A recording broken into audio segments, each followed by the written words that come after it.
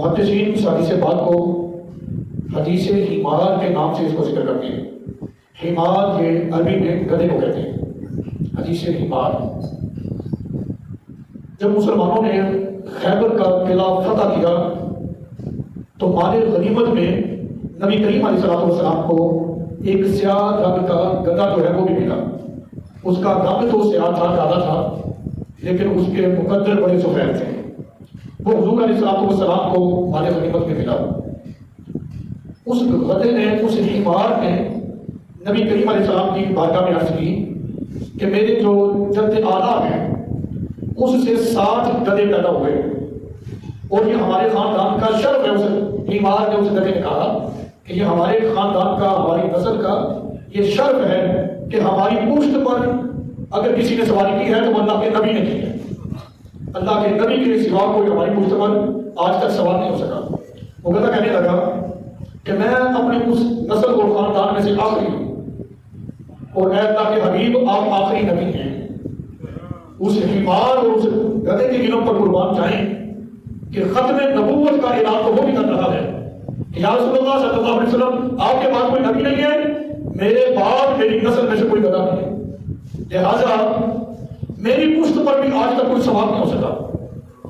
اس حمار نے عرض کی، میں اس سے پہلے جب خیبر کا قلعہ فتح ہوا ہے تبھی وہ حمار نبی پاک علیہ السلام کے پاس آیا نا مال غنیمت میں۔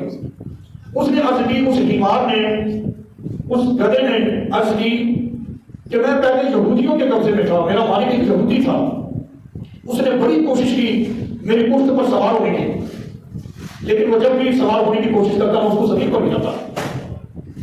میں نے اپنی پشت کو اس یہودی سے پلید نہیں ہونے دیا، یا رسول اللہ صلی اللہ علیہ وسلم نے اس کو سوار نہیں ہونے دیا۔ تو پھر وہ کیا کرتا تھا، وہ حمار حضور کی بارگاہ میں عرض کرتا ہے کہ وہ یہودی مجھے سلائیں دیتا، مجھے بھوکا رکھتا، مجھے پیاسا رکھتا، مجھ پہ گڈھے بساتا، کہتے وہ جو بھی کرتا رہا میں نے اس کو اپنے اوپر سوار نہیں ہونے دیا۔ بلاخر میری قسمت، میں آپ کے قدموں میں حاضر ہوں، میری یہ پشت حاضر ہے، یا رسول اللہ صلی اللہ علیہ وسلم آپ اس پر سواری فرمائیں۔ نبی کریم علیہ السلام نے اس حمار کا نام رکھا یافور، یافور اس کا نام رکھا۔ سرکار علیہ السلام جب اس کو بلاتے تھے یا یافور، آج تو کہتے ہیں نا یا بابا فرید، یا دادا علی حجویری، جنہیں کو جاتا ہے حدیث پاک میں ہو ذمہ دار۔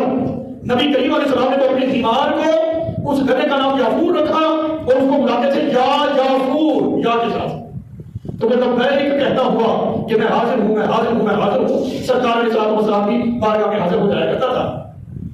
اس حمار کی صلاحیت دیکھو، میرے آقا علیہ السلام اس پر سواری کرتے، اور حضور علیہ السلام جب اس حمار سے نیچے تشریف لاتے تو یہ یافور اس کے اوپر حضور علیہ السلام نے سواری کی، پھر اس کی صلاحیت یہ تھی، اس کا علم یہ تھا کہ میرے آقا علیہ السلام جب اس سے نیچے اترتے فرماتے جاؤ میرے فلاں صحابی کو بلا کر لاؤ۔ کیسی صلاحیت ہے، اس کو یہ بھی پتا ہے اس کا گھر کون سا ہے، اور کس کو بلا کر لانا چاہتا اپنے منہ سے دروازے کو کھٹکھٹاتا۔ جب صاحب کے گھر پائی آتا تو پھر اس کو سمجھا دیتا کہ تمہیں درباری رسالت سے بلاوا آیا ہے کہ چلو حضور کی بارگاہ میں۔